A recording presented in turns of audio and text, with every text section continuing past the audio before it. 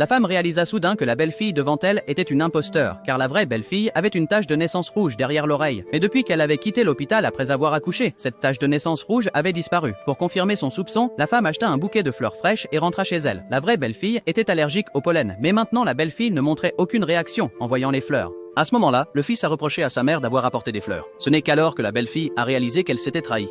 Elle a dit qu'elle n'avait pas clairement vu ce que la femme tenait. Pour confirmer davantage l'identité, la femme a pris les cheveux de la belle-fille et ceux du bébé pour un test, mais les résultats prendraient 2 jours pour être prêts. Après être rentrée chez elle, la femme observa secrètement le comportement de sa belle-fille. Elle découvrit que la belle-fille lavait les vêtements d'adulte avec ceux du bébé. La vraie belle-fille avait toujours été extrêmement prudente. La femme l'accusa d'être négligente. À ce moment-là, le fils rentra à la maison. Il dit à sa mère de ne pas être si irritable. La femme ne pouvait qu'attendre les résultats du test. Le lendemain, elle jouait au mahjong. Contre toute attente, la belle-fille vint lui apporter le déjeuner. Tout le monde pensait qu'elle était une bonne belle-fille, mais seule la femme savait qu'elle ne savait même pas comment tenir le bébé. Puis le fils est intervenu pour défendre sa femme. Il se souvenait clairement que pendant la grossesse, sa mère avait été très douce. Maintenant, elle semblait être une personne complètement différente. Ce soir-là, un colis est arrivé à la maison. Le livreur a dit un nom qu'il ne connaissait pas.